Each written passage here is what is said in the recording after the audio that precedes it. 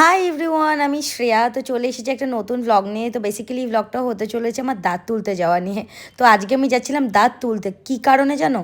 আমার এজ এখন 22, but still আমার মিল্ক টিথ ওঠেনি। তো সেটার কারণে আমি গেছিলাম ডক্টরের কাছে, বিকজ তার নিচ দিয়ে উঠছিল নতুন দাঁত, আর সেটাই হচ্ছিল ভীষণ পেন। তো সেই কারণে আমি চলে গেছিলাম ডক্টরের কাছে, বিকজ দাঁতটা না তুললে প্রপারভাবে সেখান দিয়ে দাঁতটা বেরোতে পারছিল না। প্রথমে মাড়ির চারপাশে স্প্রেটা দেওয়া হলো, দেন এরপর এখানে ইঞ্জেকশন দেওয়া হবে। আমি জানি না কারোর এরকম হয়েছে কিনা, তোমাদের যদি কারোর এরকম হয় তাহলে অবশ্যই কমেন্টে জানিও।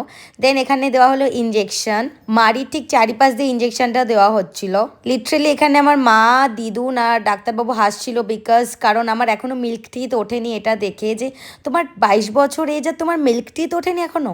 তারপর এটাকে কিছুক্ষণ ওয়েট করার জন্য বসেছিলাম আমি, বিকজ টাইম প্রপার না হলে অবশ হচ্ছিল না। আর এখন তোলা হচ্ছে দাঁতটা, তোমরা জাস্ট আওয়াজটা শোনো। সবাই আমাকে বলছে যে তুই কি করে ভিডিও করলি ভাই, তোর ভয় লাগেনি? আর এই দেখো দাঁতটাকে। তারপর চলে আসছিলাম বাড়ির দিকে, বাট খেতে হবে একটা আইসক্রিম। তো যেতে যেতে দেখতে পেলাম কার্তিক ঠাকুরকে আর এই বিল্লুটা বসেছিল। দেন গেলাম একটা আইসক্রিম কিনতে। যতই শীতকাল হোক আইসক্রিম খেতে তো ভালোই লাগে।